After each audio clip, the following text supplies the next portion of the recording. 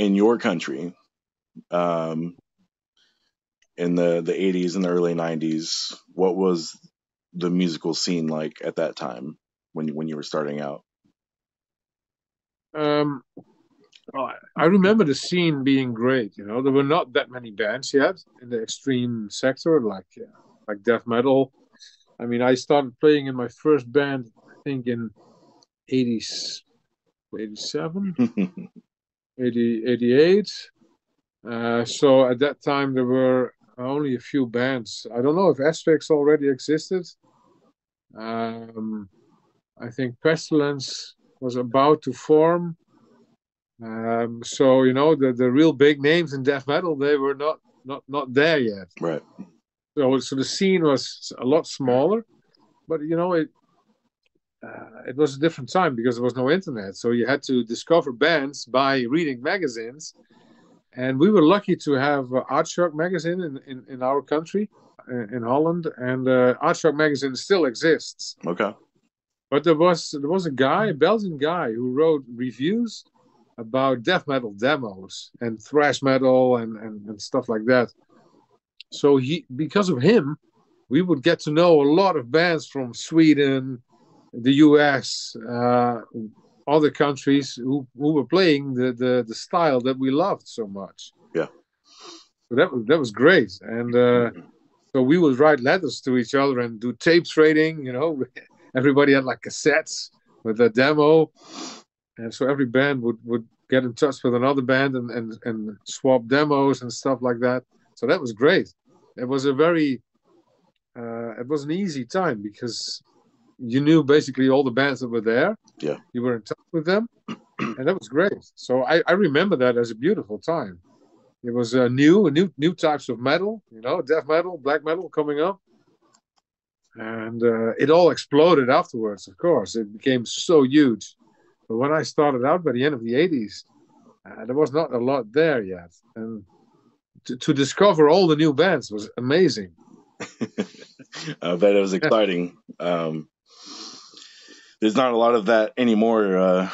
New things. Everything's been done, and Yeah. even with music in general, like all you can kind of do now is mix genres and hope that it works, and so it's either you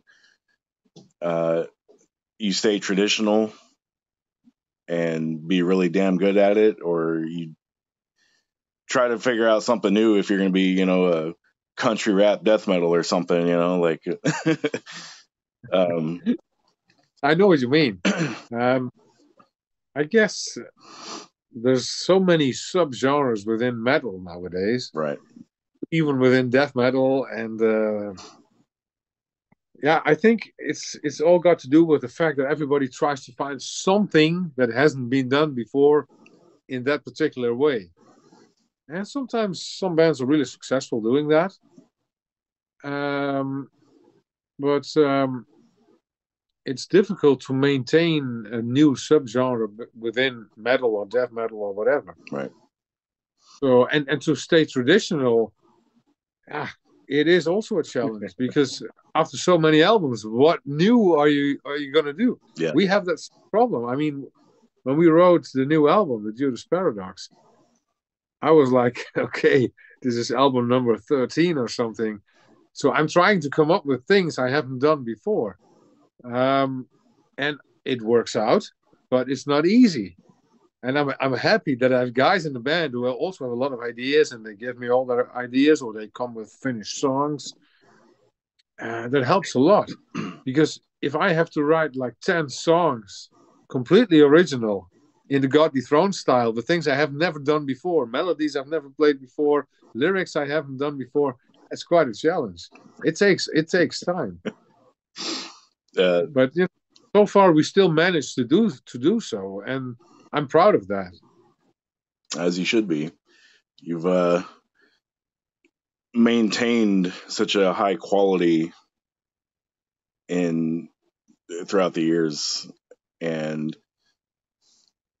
if you listen to early God Dethroned and the middle era God Dethroned and new God Dethroned, it doesn't sound exactly the same.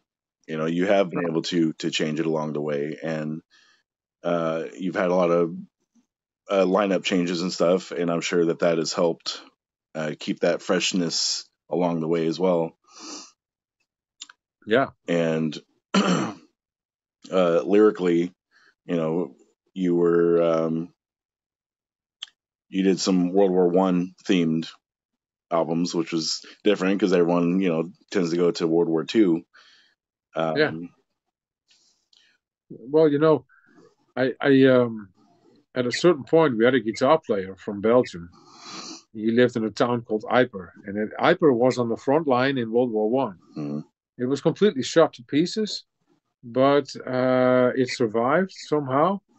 And in that town, you will find war memorabilia. Jesus Christ, I don't even know how to say that word, but I know what you mean. Lots of stuff from World War One, and trenches, museums, cemeteries, pubs in town where English relatives from the killed soldiers, right, they go there to visit the graves of their ancestors. That was so special to witness that I decided to dig into that war, because Holland was a neutral country in World War One, so we didn't participate. So we also at school we don't learn a lot about it. So I was digging into it. I thought about, like, wow, this is amazing. Well, amazing is the wrong word, but it's so fascinating. Fascinating, yeah. That I decided to write a concept album about it. And at a certain point, I made the mistake to say in an interview that I would do a trilogy about World War One albums. Well, I can tell you that was a mistake, because doing album number 2, Under the Sign of the Iron Cross, the first one was Passion Hill, the second one, Under the Sign of the Iron Cross, it was still doable because I managed to find different topics. But then album number 3, The World Ablaze, I was like, everybody was just sitting in a trance for 4 years. And of course, they invented the tank, and of course, they invented the aeroplane, but still, what am I going to write about it? So that was difficult, man. that was so difficult. So I was happy to go back to Freemasonry, occult themes, Illuminati on the Illuminati album, because finally I had my freedom back. And but I like historical themes, but it's nice to keep it at one song and not a whole album or 3 albums. Yeah. Well, I think it worked out pretty well in the end anyway, right? It did, but it was quite a challenge, I can tell you. One thing I was really bummed about was the hiatus. What was going on at the time that you had to kind of put it to rest for a bit? Yeah, it was a combination of things. It was the fact that I've been leading the band for so many years, for I guess like 25 years already. Mm-hmm. We've always stayed an underground band, where some bands became really big. We always stayed an underground band. But I put in a lot of effort to keep the circus going. And I reached a point where I didn't like it anymore. I reached a point where I was like, I just needed a break. My dad had died a couple of years earlier, and that was in the way. And I needed time to breathe. So I said, well, I had to make a choice. Do I put the band on hold, or do I quit? If I put the band on hold, then everybody will keep on asking me, when will you be ready to play again? Yeah. When will there be a new album? And I didn't want that at the time. I just wanted peace and quiet. Mm-hmm. So I decided to quit the band completely. And so I would have my peace and quiet. And of course, being a musician, after a year or 2, I was like, that was a stupid decision. So I got the band back together, but and initially I only wanted to play live shows. I didn't want to do a new album at all. I just wanted to play live, and that's it. But you can't. at a certain point, my booking agent, he said, if you don't come with a new album, then at a certain point I cannot book any new shows for you because you need something new. So that's when we did the World Ablaze album. Mm-hmm. I don't even remember when it was released. Was it 2017 or Yeah. something? Yeah, it's 2017. Yeah. So that was 2 years after the reunion. You know, everybody expected that when we came back together in 2015, you know, we reunited on the cruise on the 70,000 tons of metal cruise. We had the last show there in January 2012, and we had the first show there again in January 2015. And everybody expected that we would do a new album in 2015, but I was like, no way! I just want to play some live shows and pick out the nice ones and forget about the rest. But then the booking agent said, well, this is not going to work. You have to do a new album. So that's only then did we start writing a new album. And I think it turned out really well. I'm happy with that album. And it gave us a lot of opportunities to play live again. So that was good. But it meant that the time between Under the Sign of the Iron Cross, which was released in 2010. Yeah. Yep. And so there was a 7-year gap almost. Like, that was long. Yeah. And then we did Illuminati, which was released a month before COVID broke out. So there has been quite some hiccups in the whole songwriting process because of circumstances. Yeah. And that didn't help, I can tell you. So during the COVID era, and like you said, you put out the album just before it all hit. What did you do? What did you do with your time since you weren't able to go out on tour like expected? Yeah, well, luckily enough, we managed to do one tour on top of the release. We did a new album and then the Illuminati album, and then within a week we were on tour, and we managed to stay ahead of the COVID shit. We played Italy in the place where the huge breakout in Europe happened. We played there the third show of the tour, and we went on towards the east after that show. The day after us, Testament was supposed to play that city. Mm-hmm. Cancelled. Italy was completely locked down, so we were exactly at the right moment. We were there, and then we managed to go east and then up north, and then we stayed ahead of COVID and managed to finish the tour. Okay, then we came home, and there was nothing to do anymore. Yeah, I just sat at home, didn't do anything, but I also didn't feel like writing new songs because I just did a new album. Yeah. And a lot of energy went into it. And normally I would recharge myself by playing live and get energy back from the audience. And then after like a year and a half, I'm recharged again to write a new album. But that didn't happen because we couldn't play live. So I didn't feel like writing a new album at all. That's why it took so long for us to compose the Judas Paradox, because there was no motivation for a while. Yeah. And I envy the bands who managed to write a new album during COVID, because they had something new when the whole thing ended, so they could release an album and go on tour, and we didn't do that. Yeah. Well, that's fine. I mean, you know, it affected everyone's so many different ways, and you know, I like to ask about COVID in my interviews because everyone's situation was similar but different, you know, and yeah. Like you said, some people were super motivated and they're like, oh well, now that I got nothing to do, I'm going to do everything, and then some people, they just really shut down, and that was that, you know. And in my case, I was just working the whole time. And I was living in Vegas at the time, and I was a security supervisor, and I would drive all over the city, and I was the only person driving on the roads, and it was nice, but it was also, you know, a little freaky because it's Las Vegas, you know. I mean, never seen it empty before, and I'm literally driving on the strip. I'd cut through the strip to get to one of my locations, and I was the only car, and it was pretty wild, you know. It's like some Walking Dead shit, and But I can imagine. Yeah.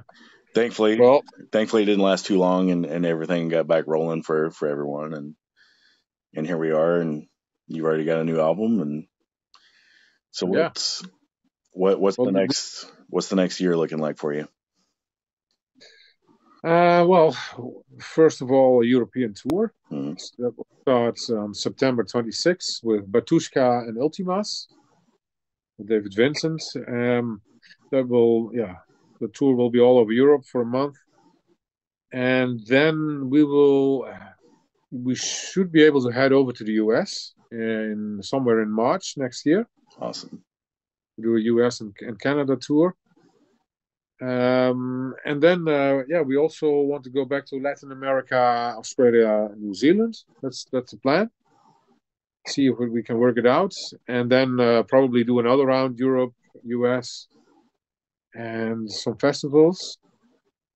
That's the plan, and we'll see if it happens. Things are looking pretty good at the moment. Response on the new album is really good. Today we released a new single, "The Hanged Man." So we'll see what happens, and I'm quite excited about it actually. Me too. I'm always said underrated is far and away the best term to use for God Dethroned, because it's like you've always flown under the radar, but you've been as good as and better than so many other bands. And I know it's not a competition or anything. It's just, like there's no reason why you wouldn't be up there with like Arch Enemy or Children of Bodom and stuff like that. Those kind of bands. And but it's also been kind of like a but it's my band. Like I love Gone Dethroned.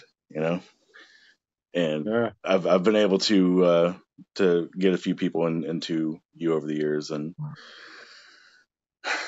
thankfully, again, like when you went on hiatus, like I said, I was really bummed, and when you came back, I was like, okay, hopefully now I can see them, but I still haven't seen you yet. So hopefully next year. yeah, that would be great. For okay, if I came to your area, Yeah. what would you recommend that I experienced, whether it was food or culture or history? Well, whenever you come to Europe, and it doesn't really matter which country you go to, there's a lot of history. Mm-hmm. We are the old continent, so there's a lot of history everywhere. Of course, in our country, everybody wants to visit Amsterdam. Mm-hmm. It's the place to go for people from abroad, at least. I never go to Amsterdam. I don't think it's that special, but for us, things are so normal, like the substance use. We grew up with it, smoking marijuana and stuff like that. That's so common for us. So that doesn't do anything for me. Of course, if I want to, I can do it. I like it, fine, but it's nothing special anymore. For people from the US, it's like, wow, maybe not anymore, but it used to be like that in the past, at least. So there's a lot of history. We've got some great museums. We've got great bars, metal bars, venues where you can see shows. It's a small country, so it's easy to get everywhere, For the rest, I don't know. I guess if I would go to Europe, I would travel through some more countries and not just one country. Mm-hmm. Because we've got huge cultural differences in Europe because of the language barriers, natural barriers like the rivers who were keeping groups of people apart back in the day. So totally different cultures. So it would be nice to witness that, to visit some more countries. Mm-hmm. Other than that, you just want to be. If you just want to be a tourist, then I guess it's great. If you don't like to be a tourist but want to see something specific, then I would go for the history things. A lot of history here. I love I would do that personally. Um, so because you've been on the road for so many years now, um, I'm sure you've got some pretty interesting and hopefully entertaining road stories. Anything you can share? There's many things that I don't remember, I can tell you. Sometimes people remind me of things that I really didn't know anymore, and I sometimes wonder if I still would want to know. Um, I guess alcohol had a big hand in that. We've toured really a lot, and with great bands, like Cannibal Corpse, Morbid Angel, Immortal, Marduk, Obituary, Exodus, you name them. And of course, yeah, there's been lots of hilarious things going on. Usually when everybody was drunk. I remember I said to a former drummer, I said, "Well, I don't drink that much anymore nowadays." He said, "Well, I saw a picture of you not so long ago that shows me otherwise." I was lying on the floor somewhere in a pool of puke.